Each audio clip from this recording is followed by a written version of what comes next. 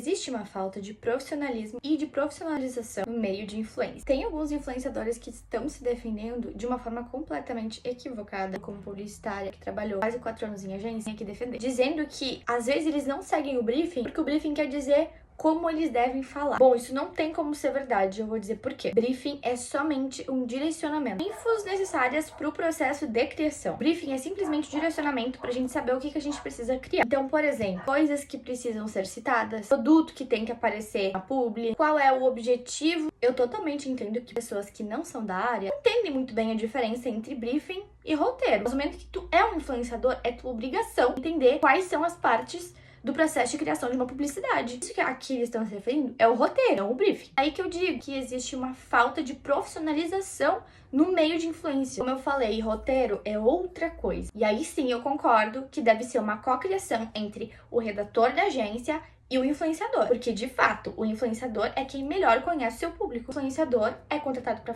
criar em cima do briefing. Mas, assim, não tem como o influenciador dar o direcionamento do trabalho. Ele tem como e deve criar o conteúdo de forma autêntica e criativa. Esse conteúdo autêntico e criativo tem que se basear e seguir as obrigatoriedades do briefing. Em uma faculdade de comunicação, a gente aprende a ler um briefing e interpretar esse briefing. E é uma coisa que eu sinto muito quando eu trabalho com influenciadores, a dificuldade de interpretar um briefing. A maioria dos influenciadores não sabem ler e interpretar um briefing. E eu acho que isso é uma coisa mínima para uma pessoa que tá trabalhando com criação de conteúdo, tá trabalhando com publicidade.